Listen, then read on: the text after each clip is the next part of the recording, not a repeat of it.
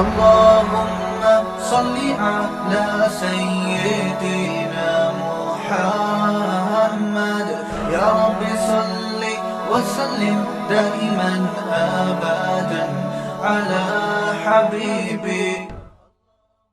بسم اللہ الرحمن الرحیم. آج کل ایک کلپ بہت وائرل ہوا ہے کہ ایک صاحب ہیں جو کہہ رہے ہیں کہ نبی صلی اللہ علیہ وسلم نے ارشاد فرمایا وطر کو مغرب کے مشابہ نہ کرو، اور پھر آگے جا کے بڑی دعوے کے ساتھ کہہ رہے ہیں کہ نبی نے اس بات کو بہت کلیئر کر دیا ہے کہ 2 رکعت کے بعد وطر میں آپ قعدہ نہ کریں.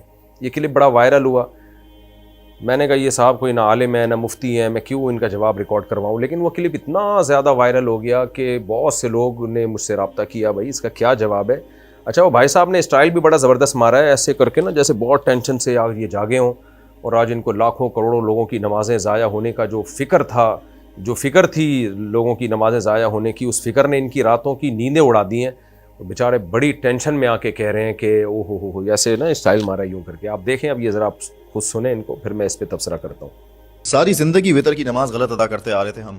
امیجن دیٹ رسول اللہ صلی اللہ علیہ وآلہ وسلم نے فرمایا کہ اپنی وطر کی نماز کو مغرب کی نماز کی طرح ادا مت کرو. یہ بھائی صاحب نے 2 دعوے کیے ہیں اس میں. ایک دعویٰ تو یہ کیا کہ نبی صلی اللہ علیہ وسلم نے ہمیں حکم دیا کہ 2 رکعت کے بعد قعدہ مت کرو وطر میں. وطر کی نماز میں ہلکا سا چینج آتا ہے. وطر کی نماز میں آپ کو سیکنڈ رکعت میں تشہد ادا نہیں کرنا ہوتا. نماز میں تشہد کا ایلیمنٹ وہ ہوتا ہے جہاں ہم بیٹھتے ہیں اور التحیات ادا کرتے ہیں. نارملی تشہد سیکنڈ اور 4th رکعت میں ادا کیا جاتا ہے جو ایون نمبر کی رکعتیں ہوتی ہیں. لیکن رسول اللہ صلی اللہ علیہ وآلہ وسلم نے بہت کلیئر کیا ہے. نبی علیہ السلام نے فرمایا کہ جب تم وطر کی نماز ادا کرو تو سیکنڈ رکعت میں تشہد ادا مت کرو. میرا ان سے سوال یہ کہ کہاں حکم دیا؟ کوئی ایک حدیث آپ پیش کریں. نبی صلی اللہ علیہ وسلم پہ آپ نے اتنا بڑا بہتان باندھ دیا اور اتنے دعوے کے ساتھ اور ایسے ناٹک کے ساتھ اور ایسے اسٹائل کے ساتھ آپ نے کہاں ارشاد فرمایا کہ 2 رکعت کے بعد قعدہ مت کرو؟ وہ حدیث آپ ذرا پیش کریں. جو آپ نے حدیث پیش کی ہے کہ نبی صلی اللہ علیہ وسلم نے وطر کو مغرب کے مشابہ پڑھنے سے منع کیا. رسول اللہ صلی اللہ علیہ وآلہ وسلم نے فرمایا کہ اپنی وطر کی نماز کو مغرب کی نماز کی طرح ادا مت کرو. میں آپ کے سامنے پورے الفاظ اس حدیث کے پڑھ کے سنا دیتا ہوں، اسی سے آپ کو پتہ چل جائے گا کہ نبی نے جو وطر کو مغرب کے مشابہ پڑھنے سے منع کیا ہے اس منع کرنے کا مطلب کیا ہے. نبی علیہ السلام نے جو ہمیں منع کیا نا کہ وطر کی نماز کو مغرب کی طرح ادا نہ کرو، اس میں بہت مائنیوٹ سا چینج ہے. جیسے ہم مغرب کی نماز میں پہلی رکعت ادا کرتے ہیں، سیکنڈ رکعت میں بیٹھ جاتے ہیں، تشہد میں التحیات ادا کرتے ہیں، پھر 3rd رکعت کے لیے کھڑے ہوتے ہیں اور پھر 3rd رکعت بھی ویسے ہی ادا ہوتی ہے جیسے سیکنڈ کی تھی with the addition of درود and then سلام. وطر کی نماز میں ہلکا سا چینج آتا ہے. وطر کی نماز میں آپ کو سیکنڈ رکعت میں تشہد ادا نہیں کرنا ہوتا. نماز میں تشہد کا ایلیمنٹ وہ ہوتا ہے جہاں ہم بیٹھتے ہیں اور التحیات ادا کرتے ہیں. نارملی تشہد سیکنڈ اور 4th رکعت میں ادا کیا جاتا ہے جو ایون نمبر کی رکعتیں ہوتی ہیں. لیکن رسول اللہ صلی اللہ علیہ وآلہ وسلم نے بہت کلیئر کیا ہے. نبی علیہ السلام نے فرمایا کہ جب تم وطر کی نماز ادا کرو تو سیکنڈ رکعت میں تشہد ادا مت کرو اور 3rd رکعت میں ڈائریکٹلی کھڑے ہونے کے بعد تشہد ادا کرو، درود پڑھو، دعا کرو اینڈ موو آن. پوری حدیث یہ دارقطنی کی یوں ہے. حدثنا عبد الله بن سليمان بن الاشعث قال حدثنا احمد بن صالح قال حدثنا عبد الله بن وهب قال انبأنا سليمان بن بلال قال وحدثنا ابو بکر النیسابوری قال حدثنا موهب بن یزید بن خالد قال حدثنا عبد الله بن وهب قال حدثني سليمان بن بلال عن صالح بن كيسان عن عبد الله بن الفضل عن ابي سلمة بن عبد الرحمن وعبد الرحمن الاعرج عن ابي هريرة رضي الله عنه عن رسول الله صلى الله عليه وسلم قال لا توتروا بثلاث اوتروا بخمس او بسبع ولا تشبهوا بصلاة المغرب. پوری حدیث یوں ہے. حضرت ابو ہریرہ رضی اللہ تعالیٰ عنہ فرماتے ہیں رسول اللہ صلی اللہ علیہ وسلم نے ارشاد فرمایا لا توتروا بثلاث، 3 رکعت وطر مت پڑھو، اوتروا بخمس او بسبع، 5 رکعت وطر پڑھو یا 7 رکعت وطر پڑھو.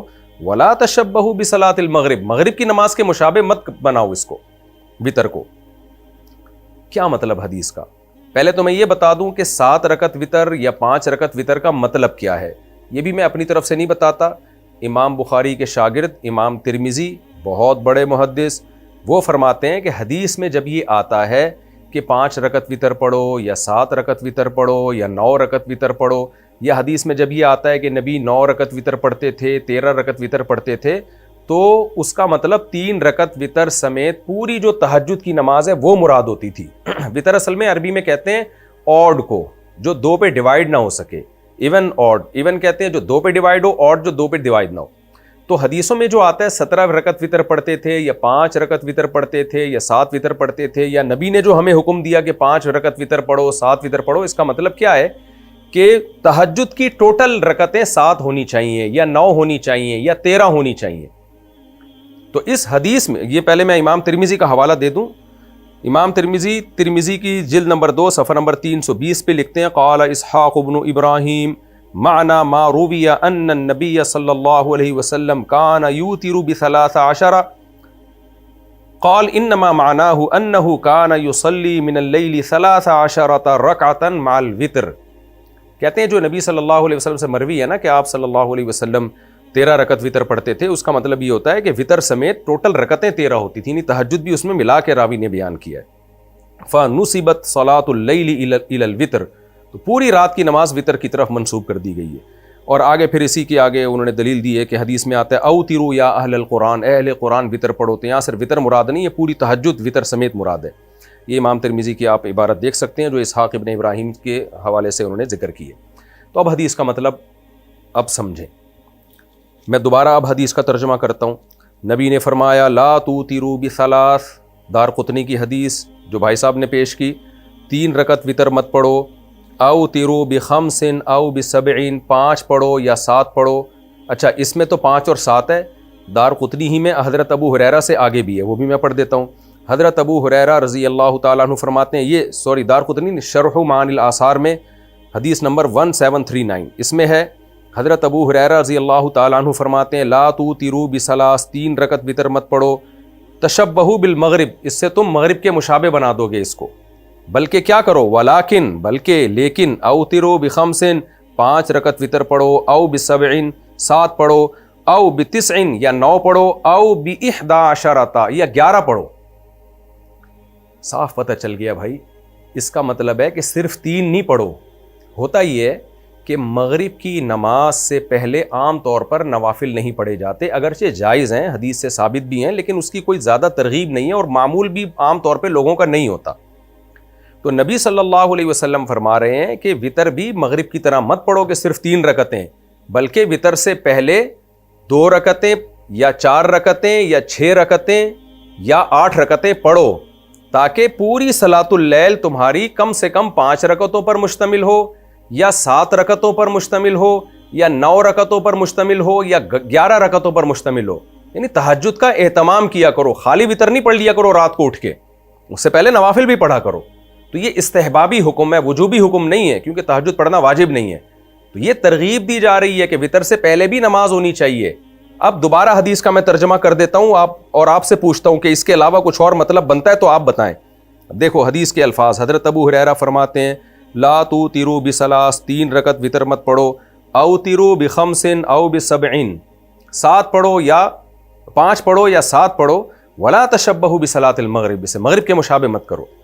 اور یہ جو دارقطنی کی روایت ہے، علامہ امام دارقطنی کہتے ہیں کلہم ثقات، یہ راوی اس کے سب ثقات ہیں. سنن دارقطنی حدیث نمبر 1650 سے صاف پتہ چل گیا بھائی، اس میں کہیں بھی نہیں ہے کہ 2 رکعت کے بعد قعدہ نہیں کرو، بلکہ وطر سے پہلے ہمیں تہجد کا اہتمام بھی کرنا چاہیے. اس حدیث کا ایک اور مفہوم بیان کیا گیا ہے.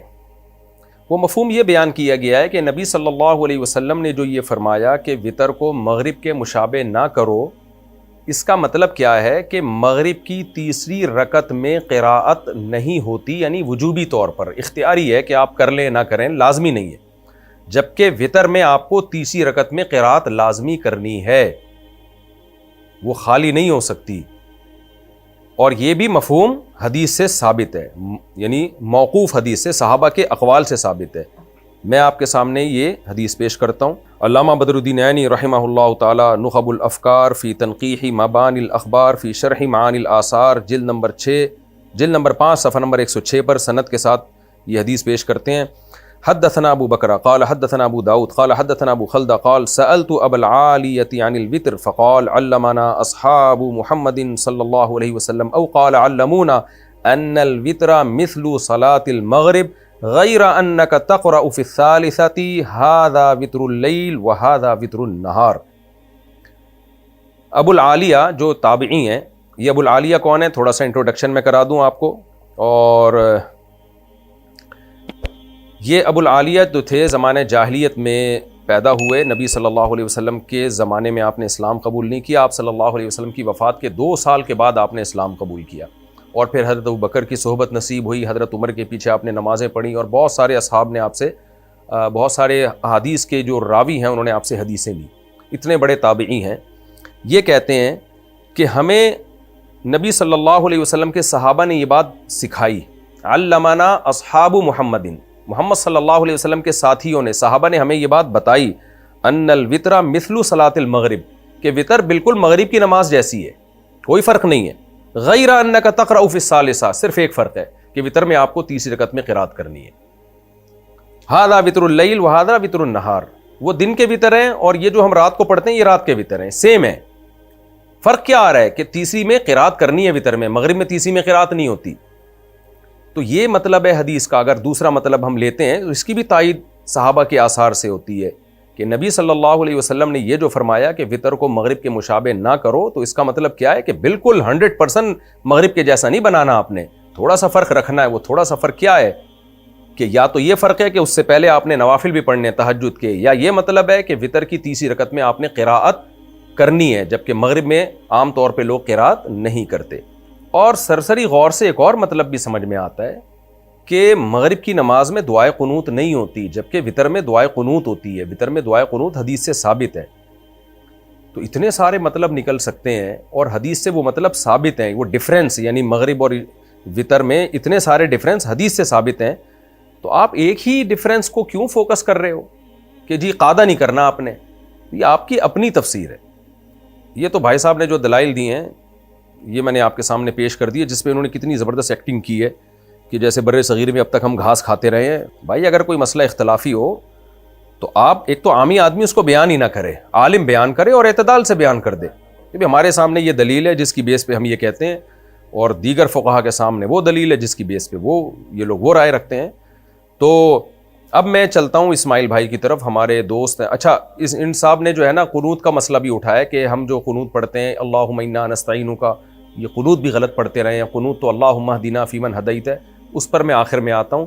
پہلے میں چلتا ہوں مسقط، ہمارے دوست ہیں اسماعیل بھائی، انہوں نے مجھے حدیث بھیجی، انہوں نے کہا مفتی صاحب میں تو حنفی تھا، ہمارے باپ دادا سب حنفی تھے، ہم 2 رکعت کے بعد تشہد پڑھ کے سلام پھیرے بغیر کھڑے ہو جایا کرتے تھے، تو اب میرے سامنے حدیث آئی ہے، حضرت عائشہ رضی اللہ تعالی عنہا فرماتی ہیں کہ نبی صلی اللہ علیہ وسلم وتر کی 2 رکعت کے بعد قعود نہیں کیا کرتے تھے، اور امام مسلم نے علامہ نووی نے اس حدیث کو صحیح قرار دیا ہے، اور یہ حدیث سنن نسائی میں بھی ہے اور بہقی میں بھی ہے۔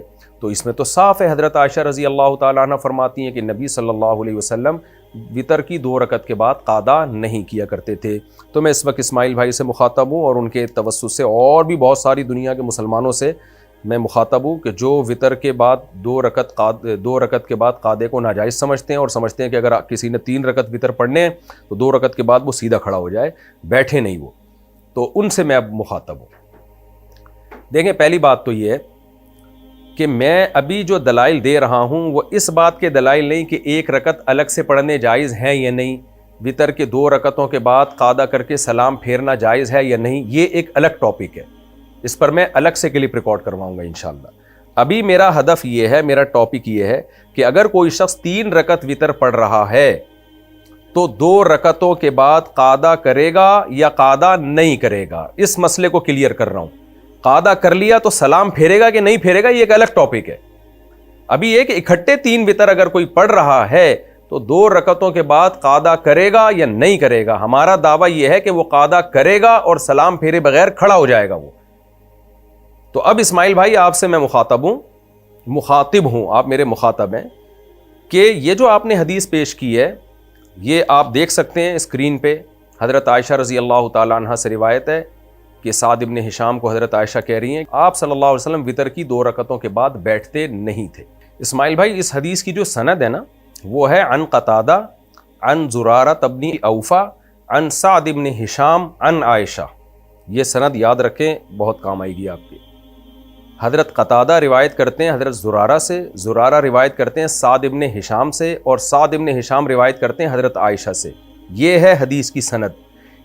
یہ سند اٹھائیں اور آپ صحیح مسلم میں سرچ کریں، پھر دیکھیں پوری حدیث کیا ہے۔ تو میں اب آپ کو اسی سند کے ساتھ یہی حدیث میں لے جاتا ہوں صحیح مسلم میں، اور دیکھتے ہیں امام مسلم نے اس کو کن الفاظ میں نقل کیا ہے، پوری حدیث کیا ہے۔ اب میں آپ کے سامنے صحیح مسلم کی پوری حدیث پڑھ کے سناتا ہوں۔ صحیح مسلم کی حدیث نمبر 746، اس میں حضرت قتادہ حضرت زرارہ سے اور وہ سعد ابن ہشام سے روایت کرتے ہیں حضرت عائشہ سے، لمبی حدیث ہے۔ آگے چلتے ہیں ہم، حدیث کے الفاظ ہیں وَيُصَلِّي 9 رَكَعَاتٍ۔ اچھا، اس میں پہلے الفاظ یہ ہیں کہ حضرت سعد ابن ہشام سیدہ عائشہ سے پوچھتے ہیں انبئینی عن وطری رسول اللہ صلی اللہ علیہ وسلم، اے ام المومنین آپ مجھے نبی کے وطر کے بارے میں بتائیں۔ یہ اسپیسیفک سوال ہی وطر کے بارے میں ہو رہا ہے۔ سیدہ عائشہ نے فرمایا نبی صلی اللہ علیہ وسلم یصلی 9 رکعات، آپ 9 رکعتیں پڑھتے تھے، لا یجلس فیہا الا فی الثامنہ، آپ اس میں نہیں بیٹھتے مگر 8ویں رکعت میں، فیذکر اللہ ویحمدہ ویدعوہ ثم ینہض ولا یسلم، آپ اس میں پھر اللہ کی حمد و ثنا کرتے یعنی التحیات پڑھتے، جیسے کہ دوسری حدیث میں پتہ چلتا ہے۔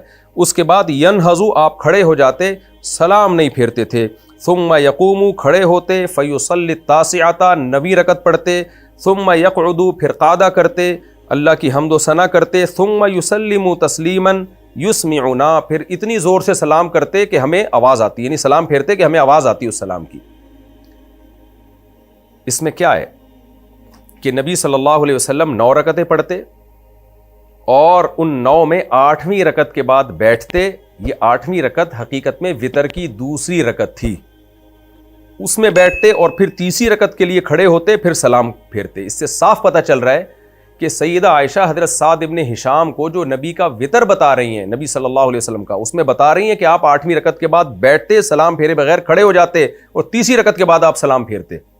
پھر آگے حدیث کے الفاظ کیا ہیں کہ ثم یصلی رکعتین بعد ما یسلم وهو قاعد، پھر آپ 2 رکعتیں پڑھتے بیٹھ کے، فتلک 11 رکعۃ یا بنی، اس طرح یہ ٹوٹل 11 رکعتیں ہو جاتی تھیں اے میرے بچے۔ حضرت سعد بن ہشام کو محبت سے کہہ رہی ہیں اے میرے بچے، تو فرمایا کہ اے میرے بچے یہ ٹوٹل 11 رکعتیں ہوتی تھیں، یعنی 3 رکعت وتر کے بعد 2 رکعت بیٹھ کے پڑھتے، اور اس سے پہلے آپ صلی اللہ علیہ وسلم 6 رکعتیں پڑھتے، تو 6 اور 3 9 اور اس کے بعد 2 رکعت، یہ ٹوٹل 11 رکعتیں ہو گئی۔ تو اس سے صاف پتہ چلتا ہے وتر کی 2 رکعتوں کے بعد بیٹھتے۔ ہاں، یہاں ایک سوال پیدا ہوتا ہے، اس حدیث میں تو الفاظ ہی ہیں لا یجلس فیہا الا فی الثامنہ، کہ نبی صلی اللہ علیہ وسلم 8ویں رکعت کے بعد ہی بیٹھتے۔ اس سے ایک اشکال ہوتا ہے کہ اس سے پتہ چلتا ہے کہ پھر وہ 8 رکعتیں کنٹینیو پڑھتے، آپ بیچ میں جلسہ ہی نہیں ہوتا تھا، 2 رکعت کے بعد بیٹھتے ہی نہیں تھے، تو ایسا نہیں ہے۔ دوسری حدیثوں میں وضاحت ہے، صحیح اب وہ کون سی حدیثیں ہیں وہ میں آپ کے سامنے پڑھ کے سنا دیتا ہوں، جس سے صاف پتہ چلتا ہے کہ نبی صلی اللہ علیہ وسلم ہر 2 رکعت کے بعد بیٹھا کرتے تھے۔ وہ حدیثیں میں بعد میں بتاؤں گا، وہ تو بہت مشہور ہیں۔ تو یہاں حضرت عائشہ کا مقصد یہ نہیں ہے کہ کسی 2 رکعتوں کے بعد آپ بیٹھتے ہی نہیں تھے، بلکہ مطلب یہ وہ والا بیٹھنا جو سلام کے لیے بیٹھنا ہوتا ہے۔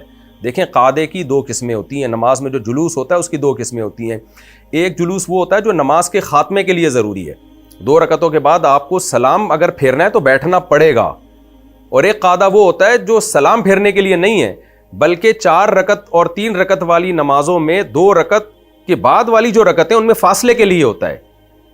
تو سیدہ عائشہ کا مطلب یہ نہیں ہے کہ 2 رکعتوں کے بعد آپ کبھی بیٹھتے ہی نہیں تھے، بلکہ مطلب یہ ہے کہ وہ والا بیٹھنا جو دوسری رکعت اور تیسری رکعت میں فصل کے لیے ہوتا ہے، وہ والا بیٹھنا نہیں تھا، وہ والا بیٹھنا صرف وتر کی دوسری رکعت کے بعد ہوتا تھا۔ اس سے پہلے جو بیٹھنا تھا وہ یہ والا بیٹھنا نہیں تھا، اس کی نفی ہے۔ مطلق بیٹھنے کی نفی نہیں ہے کہ بیٹھتے ہی نہیں تھے، کنٹینیو آپ 8 رکعتیں پڑھتے تھے، اس کی نفی نہیں ہے، کیونکہ حضرت عائشہ دوسری حدیثوں میں اس کو کلیئر کر چکی ہیں۔ وہ حدیثیں بھی میں آپ کے سامنے پڑھ کے سنا دیتا ہوں۔ یہ صحیح ہے بخاری، صحیح مسلم کی متفق علیہ صحیح حدیث ہے۔ حضرت عائشہ رضی اللہ تعالیٰ عنہ فرماتی ہیں کہ ما کان یزید فی رمضان ولا فی غیری علی 11 رکعۃ یصلی 4 رکعات فلا تسأل عن حسنہن وطولہن ثم یصلی 4 رکعتیں پڑھتے، پھر نبی 4 رکعتیں پڑھتے۔ تو 4 کا کیا مطلب ہے؟ سب شارح نہیں بتاتے ہیں کہ یا تو یہ 4 ایک سلام سے ہوتی تھیں اور 2 قعدے ہوتے تھے، یا یہ ہوتا تھا کہ 2 رکعت کے بعد سلام پھرتے، پھر 2 رکعت کے بعد سلام پھر کے آرام کرتے، یعنی 4 رکعت کے بعد بہرحال قعدہ ہوتا تھا۔ دوسری حدیث صحیح ہے بخاری کی، حدیث نمبر 946، جس میں عبداللہ بن عمر فرماتے ہیں کہ نبی صلی اللہ علیہ وسلم سے پوچھا کہ رات کی نماز کے بارے میں، فقال رسول اللہ صلی اللہ علیہ وسلم صلاۃ اللیل مثنا مثنا، رات کی نمازیں دو دو رکعتیں کر کے ہیں۔ اس سے صاف پتہ چلتا ہے کہ ہر 2 رکعت کے بعد قادہ ہوتا تھا۔ اسی طرح عبداللہ بن عباس رضی اللہ تعالیٰ عنہ کی روایت ہے جس میں حضرت عبداللہ بن عباس، صحیح بخاری حدیث نمبر 947، حضرت عبداللہ بن عباس رضی اللہ عنہ فرماتے ہیں کہ نبی صلی اللہ علیہ وسلم نے تہجد میں صلی رکعتین، 2 رکعتیں پڑھی، ثم رکعتین، پھر 2 رکعتیں پڑھی، ثم رکعتین، پھر 2 رکعتیں پڑھی، ثم رکعتین، پھر 2 رکعتیں پڑھی، ثم رکعتین، ثم اوتر، پھر اس کے بعد آپ نے وتر پڑھے۔ تو 2 رکعتیں کر کے ہے۔ تو اب ان بخاری کی حدیثوں کو مسلم کی حدیثوں کے ساتھ ملائیں، مسلم کی حدیث کے ساتھ، تو صاف پتہ چل جائے گا حضرت عائشہ جو یہ کہہ رہی ہیں کہ نبی 9 رکعتیں پڑھتے تھے اور 8ویں کے بعد بیٹھتے تھے۔ تو یہاں بیٹھنے کا مطلب وہ والا بیٹھنا جو دوسری رکعت اور تیسری رکعت میں فصل کے لیے ہوتا ہے۔ تو اس میں صاف پتہ چل رہا ہے کہ نبی صلی اللہ علیہ وسلم وتر کی دوسری رکعت کے بعد بیٹھتے تھے۔ اسماعیل بھائی اب آپ دیکھیں، آپ نے جو حدیث پیش کی ہے وہ ہے بہقی کی، اسی سند سے میں جو حدیث پیش کر رہا ہوں وہ ہے صحیح مسلم کی۔ اس میں صاف ہے کہ نبی 2 رکعتوں کے بعد قادہ کیا کرتے تھے۔ اب یا تو ہم اس صحیح مسلم کی حدیث کی بیس پر بہقی کی حدیث کو رد کر دیں کہ بھائی وہ اس کے ٹکر کی نہیں ہے لہذا اس کو قبول نہیں کیا جائے گا، یا اس کی کوئی مناسب تعویل کر لیں۔ تو رد کرنے سے بہتر ہے تعویل کر لیں۔ وہ تعویل کیا ہے؟ سیدہ عائشہ نے جو فرمایا کہ نبی وتر کی 2 رکعتوں کے بعد بیٹھتے نہیں تھے، اس بیٹھنے کا مطلب وہ والا بیٹھنا جو سلام پھیرنے کے لیے بیٹھنا ہوتا ہے۔ تو سیدہ عائشہ اصل میں رد کر رہی ہیں ان لوگوں پہ جو 2 رکعت کے بعد قادہ کر کے سلام پھیر دیتے ہیں، ان پہ رد کر رہی ہیں۔ بھائی سلام پھیرنے والا بیٹھنا نہیں تھا، اور یہ ہوائی بات نہیں ہے، اس کی تائید صحیح کی اس حدیث سے ہوتی ہے جس میں یہی حدیث ہے، یہی راوی ہیں۔ حضرت قتادہ زرارہ ابن اوفا سے، زرارہ ابن ابی اوفا سعد ابن ہشام سے، سعد ابن ہشام سیدہ عائشہ سے نقل کرتے ہیں کہ نبی حضرت عائشہ رضی اللہ تعالی عنہ فرماتی ہیں کان النبی صلی اللہ علیہ وسلم لا یسلم رکعتین الوتر، نبی صلی اللہ علیہ وسلم وتر کی 2 رکعتوں کے بعد سلام نہیں پھیرتے تھے۔ وہی سند ہے بالکل۔ اس سے صاف پتہ چل رہا ہے بھائی سیدہ عائشہ کا اصل مقصد سلام کی نفی کرنا ہے، قادے کی نفی کرنا نہیں ہے۔ تو اس کی نفی کے لیے مبالغتاً یہ فرمایا کہ وہ والا قادہ ہوتا ہی نہیں تھا کہ جس میں سلام ہوتا ہے، بلکہ قادے کے بعد سلام پھیرے بغیر آپ اٹھ جایا کرتے تھے۔ تینوں حدیثیں سیدہ عائشہ بیان کر رہی ہیں، حضرت عائشہ سے سعد ابن ہشام بیان کر رہے ہیں، سعد ابن ہشام سے زرارہ ابن اوفا بیان کر رہے ہیں، زرارہ ابن اوفا سے حضرت قتادہ بیان کر رہے ہیں۔ تو اب اس کے بعد کیا رہ گیا؟ صاف پتہ چلتا ہے بھائی وتر کی 2 رکعتوں کے بعد قادہ بھی ہوتا تھا اور سلام پھیرے بغیر نبی صلی اللہ علیہ وسلم اٹھ جایا کرتے تھے۔ تو یہ تو مسئلہ ہو گیا کلیئر۔ اب میں آپ کے پاس صحابہ کے کچھ عمل پیش کرتا ہوں کہ صحابہ کرام وتر کی 2 رکعتوں کے بعد قادہ کیا کرتے تھے اور اس کے بعد پھر کھڑے ہو جایا کرتے تھے۔ عبداللہ بن عمر تو 2 رکعت کے بعد سلام بھی پھیرتے تھے، وہ عبداللہ بن عمر رضی اللہ تعالیٰ عنہ کا اپنا عمل تھا۔ اس کے دلائل کیا ہیں اور اس کا جواب کیا ہے وہ میں کسی اور کلپ میں انشاءاللہ ریکارڈ کرواؤں گا۔ ابھی تو میں اس کو فوکس کر رہا ہوں کہ اگر کسی نے 3 رکعتیں پڑھنی ہیں تو 2 رکعت کے بعد وہ قادہ کرے گا، حدیث سے یہی بات ثابت ہے۔ سب سے پہلے تو وہی حدیث جو علامہ عینی نے سند کے ساتھ، اس حدیث کے سارے راوی صحاح 6 کے راویوں میں سے ہیں، یعنی صحاح 6 کے تمام مصنفین نے ان حدیث کے راویوں سے حدیثیں نکالی ہیں۔ بخاری، مسلم، امام ابو داؤد، سب کتابوں میں ان حدیث کے اس کے راوی موجود ہیں، سوائے ابو خلدہ جن کا نام خالد ابن دینار ہے۔ ان کی حدیث صحیح مسلم اور ابن ماجہ میں نہیں ملتی، باقی اس حدیث کے جو باقی راوی ہیں وہ سب میں ملتے ہیں ہمیں۔ تو اور یہ جو ابو خلدہ ہیں باقیوں نے ان سے حدیثیں لی ہیں، باقی صحاح 6 کے مؤلفین نے۔ تو یہ کیا فرماتے ہیں؟ کہتے ہیں کہ علمنا اصحاب محمد صلی اللہ علیہ وسلم، ہمیں نبی کے ساتھیوں نے، صحابہ نے بتایا ان الوتر مثل صلاۃ المغرب، کہ وتر مغرب کی نماز کی طرح ہے۔ تو مغرب کے میں 2 رکعت کے بعد قادہ ہوتا ہے بھائی، تو یہاں بھی بتا رہے ہیں کہ ہمیں صحابہ نے یہی سکھایا کہ وتر بالکل مغرب کی طرح ہے۔ فرق کیا ہے؟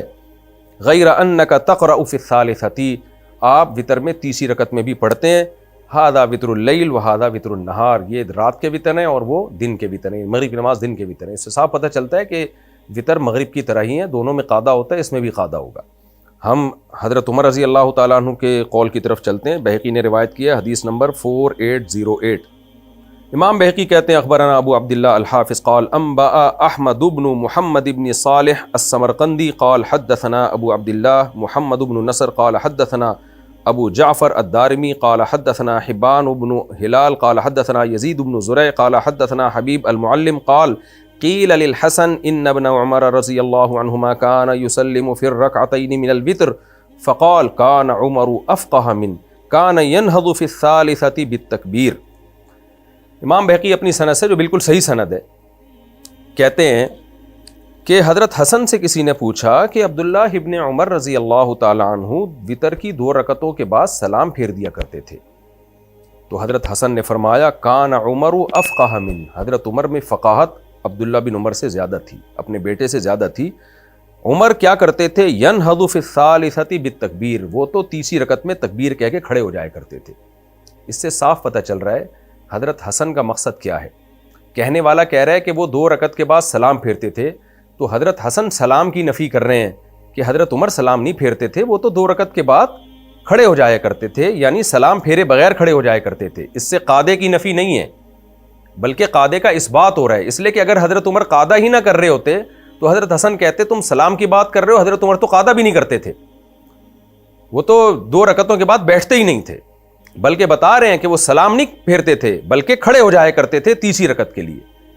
اور اگر آپ اسی پہ مصر ہیں کہ نہیں جی حضرت حسن کا مقصد یہ ہے کہ قادہ ہی نہیں کرتے تھے، ڈائریکٹ کھڑے ہو جاتے تھے، اول تو حدیث کے صاف سیاق و سباق سے پتہ چل رہا ہے کہ حضرت حسن کا یہ مقصد نہیں ہے۔ میں دوبارہ ترجمہ کر دیتا ہوں، دیکھیں ان سے کہا جا رہا ہے عبداللہ بن عمر 2 رکعتوں کے بعد سلام پھیرتے تھے، یعنی سلام پھیرتے تھے، تو کیا یہ گویا سلام پھیرنا درست ہے؟ یہ سوال کیا جا رہا ہے۔ تو حضرت حسن کیا فرما رہے ہیں؟ نہیں بھائی، حضرت عمر تو 2 رکعتوں کے بعد کھڑے ہو جایا کرتے تھے، یعنی سلام پھیرے بغیر کھڑے ہو جایا کرتے تھے، یعنی وہ سلام نہیں پھیرتے تھے۔ اس سے صاف پتہ چل رہا ہے کہ قادہ ہوتا تھا۔ اور پھر بھی اگر آپ کہتے ہیں کہ نہیں جی یہ جو ینہضو کا لفظ ہے اس کا مطلب یہی ہے کہ ڈائریکٹ کھڑے ہو جایا کرتے تھے، تو اس کے جواب میں صحیح مسلم کی وہی حدیث آپ کی خدمت میں دوبارہ پیش کروں گا جو ابھی میں نے حضرت عائشہ کی پیش کی ہے۔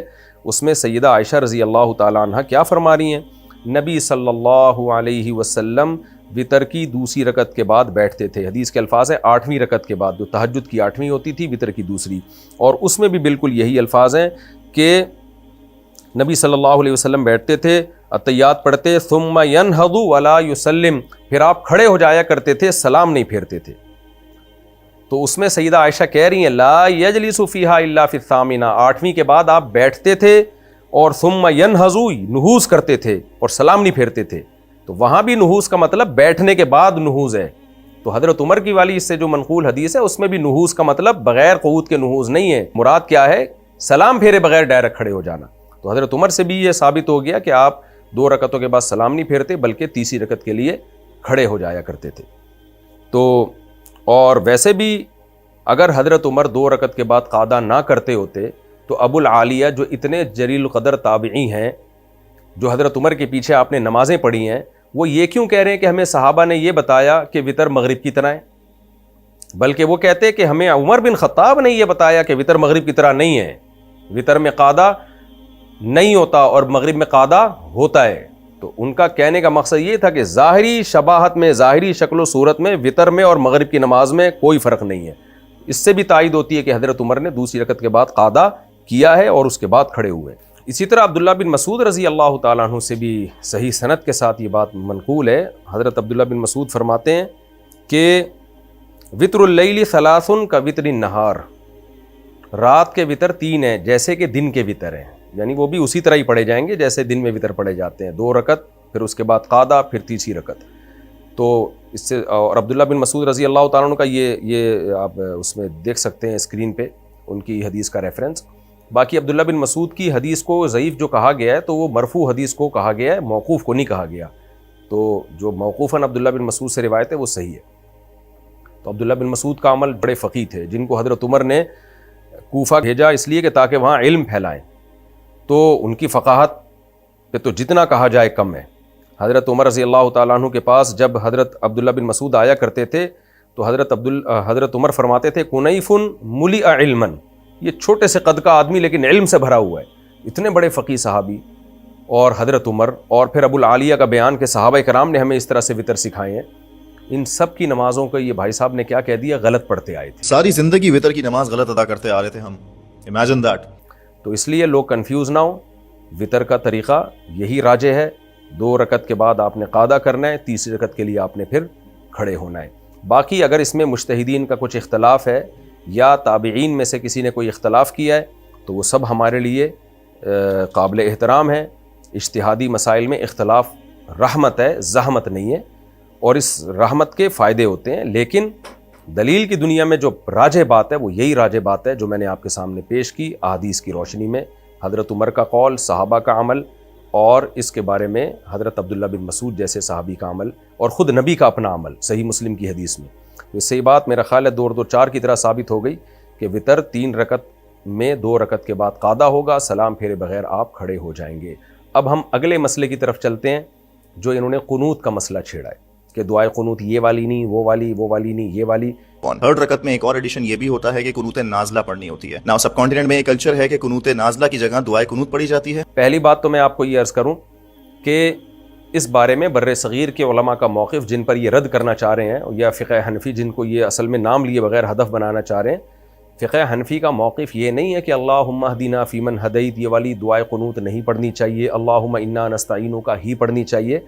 فقہ حنفی کا جو اصل موقف ہے وہ وہی ہے جو قرآن و سنت سے اور حدیث اور صحابہ سے ثابت ہے۔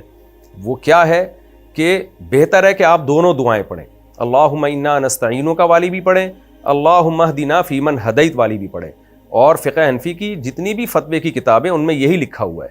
عوام کی سہولت کے لیے علماء ایک دعا سکھا دیتے ہیں، تو اس لیے عوام میں ایک دعا رائج ہو گئی، تو اس میں کوئی فرق نہیں ہے، اس سے کوئی فرق نہیں پڑتا، یہ کوئی حدیث کی مخالفت نہیں ہے۔ بلکہ احناف کا تو اس میں اصل موقف یہ ہے جو سعودیہ کے علماء کا موقف ہے، جو امام احمد بن حنبل کا موقف ہے، کہ کوئی بھی دعا پڑھ سکتے ہیں آپ۔ تو دعا کا موقع تو کوئی اسپیسیفک کوئی مخصوص الفاظ ضروری نہیں ہے۔ تو میں پہلے سعودی عرب کے مشہور عالم کا موقف آپ کے سامنے پیش کر دیتا ہوں۔ سعودی عرب کے ماضی قریب میں گزرے ہوئے ایک بہت بڑے مفتی شیخ صالح العثیمین رحمہ اللہ تعالیٰ فرماتے ہیں فلا بأس ان يزيد الانسان على هذا الدعاء في قنوت الوتر وان كان وحده فليدعو بما شاء ولكن الافضل ان يختار الانسان جوامع الدعاء۔ ریفرنس آپ کے سامنے اسکرین پہ، کہتے ہیں کہ بھائی کوئی حرج نہیں ہے اس میں کہ انسان اس دعا پہ کوئی اضافہ بھی کر لے، اور اگر اکیلا ہو تو جو چاہے دعا مانگ لے، لیکن افضل یہ ہے کہ جامع دعا مانگے، یعنی ایسی حدیث سے کوئی ایسی دعا سلیکٹ کرے جو بڑی جامع دعا ہو، یعنی کوئی مخصوص دعا اس میں ضروری نہیں ہے۔ بھائی صاحب کیا کہہ رہے ہیں؟ ہم دعائے قنوتی غلط پڑھتے آ رہے ہیں۔ اب فقہ حنفی کا کیا موقف ہے اس بارے میں وہ بھی میں آپ کے سامنے پیش کر دیتا ہوں۔ طرح بدائع الثناء میں علامہ کاسانی رحمہ اللہ تعالیٰ فرماتے ہیں کہ اگر کوئی قنوت میں ولو قرأ معه غیرہ کان حسن، اگر کوئی اللہم انا نستعین کے ساتھ دوسری دعا بھی پڑھتا ہے تو بھی بہتر ہے، اور بہتر یہ ہے کہ وہ دعا پڑھ لے، یعنی اللہم انا نستعینک کے بعد وہ دعا پڑھ لے جو نبی صلی اللہ علیہ وسلم نے حسن ابن علی رضی اللہ عنہ کو سکھائی تھی، اللہم اہدنا فیمن ہدیت۔ اور اسی طرح آگے جا کے یہ بھی لکھتے ہیں کہ کوئی بھی دعا پڑھ سکتا ہے۔ تو خلاصہ یہ نکلا کہ یہ کوئی اتنا بڑا مسئلہ نہیں ہے جس میں انہوں نے لوگوں کو کنفیوژن میں ڈال دیا کہ یہ والی قنوت ہے وہ والی نہیں ہے۔ دونوں قنوت حدیث سے ثابت ہیں۔ ہمارے نزدیک بہتر یہ ہے کہ پہلے اللہم انا نستعینک والی دعا پڑھ لے، اس کے بعد اللہم اہدنا فیمن ہدیت پڑھ لے، اور اس بارے میں علماء کے فتاوی موجود ہیں، سب کچھ حدیث سے ثابت ہے۔ ہاں یہ ایک سوال پیدا ہوتا ہے کہ جب صحیح حدیث سے یہ بات ثابت ہے کہ نبی نے حضرت حسن ابن علی رضی اللہ تعالیٰ عنہ کو یہ دعا سکھائی اللہم اہدنا فیمن ہدیت، تو اس صحیح حدیث کے ہوتے ہوئے اللہم انا نستعینک والی حدیث کو لانے کی ضرورت ہی کیا ہے، بلکہ اس کو افضل قرار دینے کی ضرورت کیا ہے؟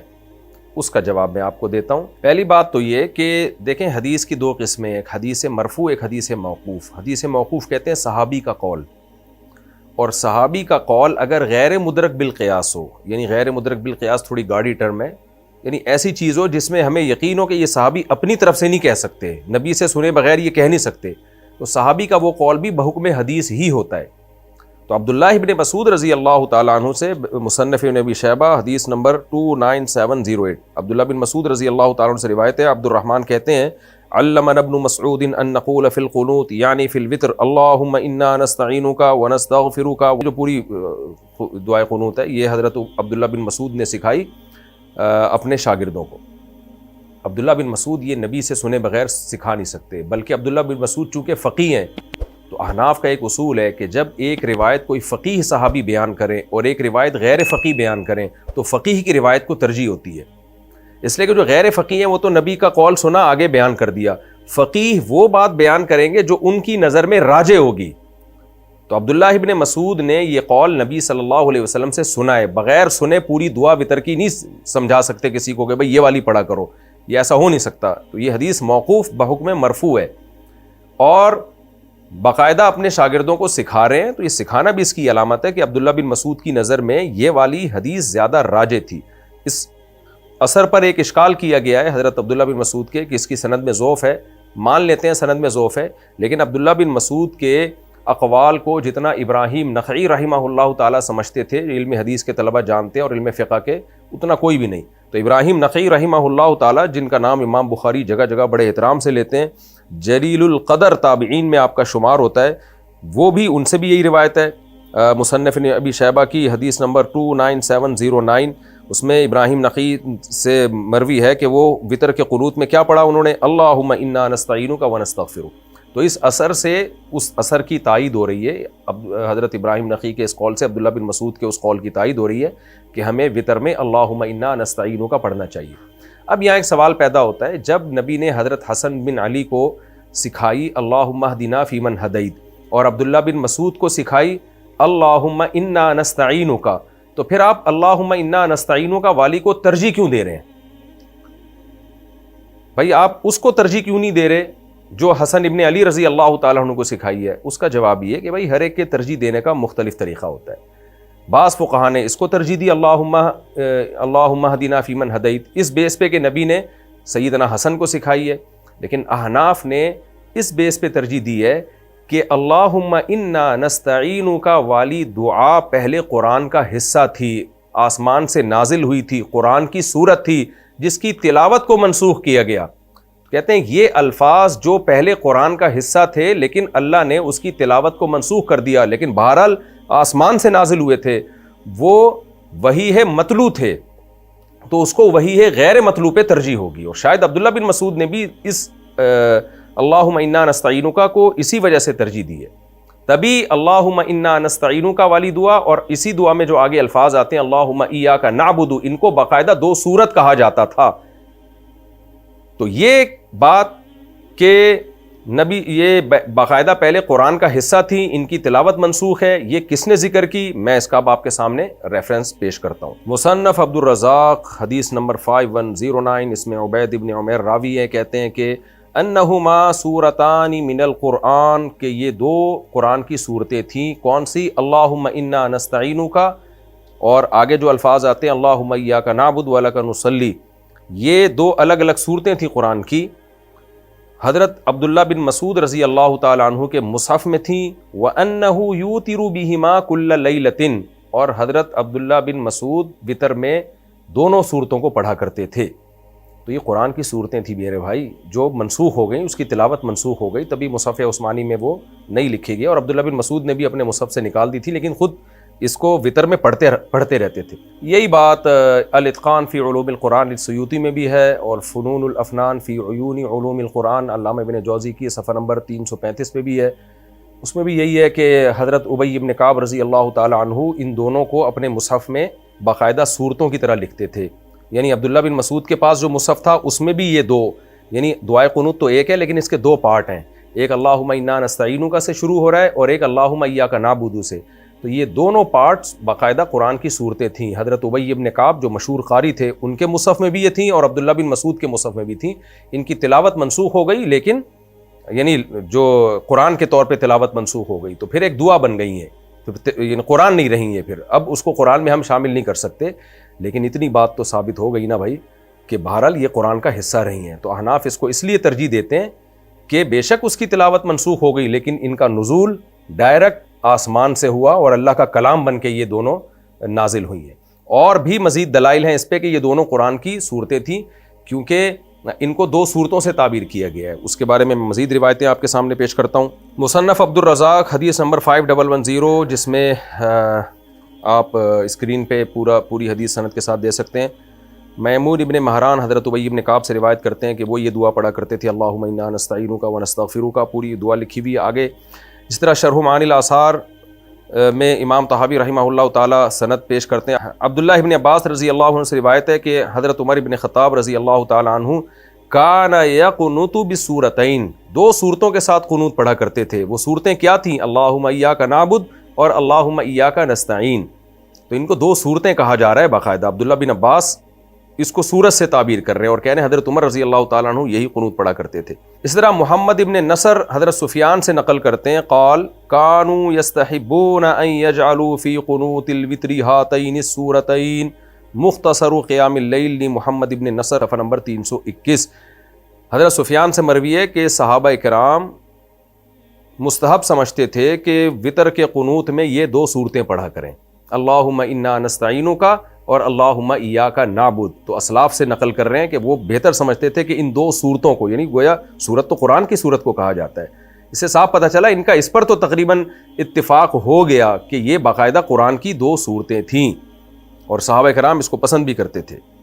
اچھا، علامہ البانی رحمہ اللہ تعالیٰ نے بھی ایک سند ذکر کی ہے جس میں ہے کہ حضرت عمر رضی اللہ تعالیٰ عنہ فجر میں یہ قنوت پڑھا کرتے تھے، اللہم انا نستعینک، لیکن علامہ البانی نے اس کی سند کو ضعیف قرار دیا ہے، اور ضعف کی وجہ کیا بیان کی ہے؟ علامہ البانی فرماتے ہیں ھذا سند کلہم ثقات، یہ سب کے سب ثقات راوی ہیں، لولا عنعنۃ ابن جریج لکان حریا بالصحہ، اگر اس میں ابن جریج کی تدلیس نہ ہوتی تو یہ حدیث صحیح ہوتی۔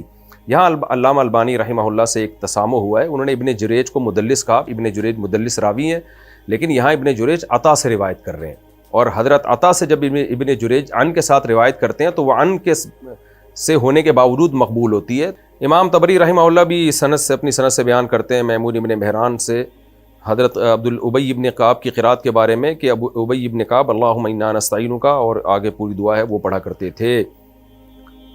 تو ان سے اتنی واضح احادیث ہیں، کتنے سارے صحابہ ہیں جو یہی والی قنوت پڑھا کرتے تھے اور اس کو باقاعدہ قرآن کی صورت قرار دیا کرتے تھے۔ اسی وجہ سے امام احمد ابن حنبل نے بھی ان کو جو دعائے قنوت ہم پڑھتے ہیں اس کو قرآن کی دو صورتیں کہا ہے، اور امام احمد بن حنبل سے دو قول ہیں اس بارے میں کہ کون سی والی دعائے قنوت پڑھی جائے۔ میں امام احمد بن حنبل کا قول پڑھ کے آپ کو سنا دیتا ہوں۔ امام احمد بن حنبل یہ امام بخاری کے استاذ ہیں، یہ بات ذہن میں رکھیں، اور امام بخاری سے زیادہ بڑے فقیہ ہیں۔ امام بخاری بھی فقیہ تھے لیکن امام احمد بن حنبل کے لیول کے فقیہ نہیں تھے۔ یہی وجہ ہے کہ امام ترمذی جب حدیث کی سند کی بحث کرتے ہیں اور حدیث کو صحیح یا ضعیف قرار دینا ہوتا ہے تو امام بخاری کا ریفرنس دیتے ہیں، لیکن جب کوئی فقہی مسئلہ بیان کرتے ہیں تو کہیں بھی امام بخاری کا ریفرنس نہیں دیا، اس میں امام احمد کی بات کریں گے یا امام ابو حنیفہ کی بات کریں گے یا امام شافعی کی بات کریں گے یا امام مالک کی بات کریں گے یا عبداللہ بن مبارک کی بات کریں گے۔ تو ہم دیکھتے ہیں امام احمد بن حنبل کیا فرماتے ہیں۔ فقہ حنبلی کی مشہور کتاب الانصاف فی معرفت الراجح من الخلاف جلد نمبر 2 صفحہ نمبر 171 پہ ہے، اعلم ان الصحیح من المذہب انہ یدعو فی القنوت بذلک کلہ قال الامام احمد۔ کہتے ہیں کہ صحیح مذہب یہ ہے، یعنی فقہ حنبلی کا جو صحیح رائے ہے وہ یہ ہے کہ جتنی دعائیں حدیث میں ہیں وہ سب کی سب پڑھ سکتا ہے۔ امام احمد بن حنبل نے فرمایا یدعو بدعاء عمر، وہ دعا پڑھے جو حضرت عمر پڑھا کرتے تھے، اللہم انا نستعینک، آگے پوری دعا۔ اسی طرح امام احمد نے فرمایا کہ وہ دعا پڑھے جو حضرت حسن کو نبی نے سکھائی، اللہم اہدنا فیمن ہدیت، یعنی امام احمد پہلے اللہم انا نستعینک والی ذکر کر رہے ہیں، اس کے بعد اللہم اہدنا والی، پھر آگے فرماتے ہیں واقتصر بعض الاصحاب علی دعاء اللہم اہدنا فیمن ہدیت۔ بعض ہمارے اصحاب یعنی فقہ حنبلی کے علماء نے کہا کہ صرف اللہم اہدنا فیمن ہدیت پڑھے، اور پھر آگے خود الانصاف کے مؤلف کہتے ہیں کہ امام احمد ایک روایت میں کہتے ہیں کہ بہتر یہی ہے کہ صرف اللہم اہدنا پڑھ لے، یہ بھی ٹھیک ہے۔ دوسری روایت میں کہتے ہیں کہ یستحب بالصورتین، بہتر یہ کہ اللہم انا نستعینک کا پڑھے اور اللہم ایاک نعبد والی جو ہم پڑھتے ہیں۔ یعنی امام احمد سے بھی اس بارے میں دو روایتیں، ایک روایت یہ کہ اللہم اہدنا پڑھے، دوسری روایت یہ کہ اللہم انا نستعینک کا پڑھے۔ لیکن اس میں اہم بات یہ ہے کہ امام احمد نے بھی اس کو دو صورتیں قرار دیا، یعنی وہ کہہ رہے ہیں بہتر ہے وہ دو صورتیں پڑھ لیں۔ تو اس سے خلاصہ کیا نکلا کہ دونوں دعائیں حدیث سے ثابت ہیں۔ یہ کوئی اتنا پیچیدہ مسئلہ نہیں تھا کہ بھائی صاحب نے کلپ بنا کے عوام کو ڈال دیا اور کنفیوز کر دیا کہ بر صغیر کے علماء جو اب تک کرتے آ رہے ہیں وہ تو غلط کرتے آ رہے ہیں، اصل دعا تو یہ ہے۔ دعائے قنوت از اللہم انا نستعینک و نستغفرک، اینڈ قنوت نازلہ از اللہم اہدنی فیما ہدیت۔ یہ دو ڈفرنٹ دعائیں ہیں۔ بچپن سے ہمیں بتایا جا رہا ہے کہ سیکنڈ رکعت میں بیٹھنا ہے، اتحیات پڑھنا ہے، پھر تھرڈ رکعت میں کھڑے ہونا ہے، اور پھر تھرڈ رکعت میں رکوع میں جانے سے پہلے دعائے قنوت پڑھنی ہے۔ لیکن نبی علیہ السلام کی سنت تھی کہ وہ قنوت نازلہ پڑھا کرتے تھے۔ بھائی دونوں دعائیں حدیث سے ثابت ہیں، بہتر ہے دونوں دعائیں پڑھے۔ دونوں نہیں پڑھ سکتا تو ہماری رائے میں اللہم انا نستعینک والی پڑھ لے، کیونکہ وہ قرآن کا حصہ تھی، وہ عبداللہ بن مسعود نے سکھائی، ابی بن کعب نے سکھائی، حضرت عمر وہ پڑھا کرتے تھے۔ اور اگر کسی کی رائے یہ کہ اللہم اہدنا پڑھ لے تو بھی ٹھیک ہے۔ میرا مقصد تو صرف یہ بتانا ہے کہ یہ بھائی صاحب ٹھیک نہیں ہے جو لوگوں میں بلا وجہ کی کنفیوژن پیدا کر رہے ہیں۔ وما علینا الا البلاغ۔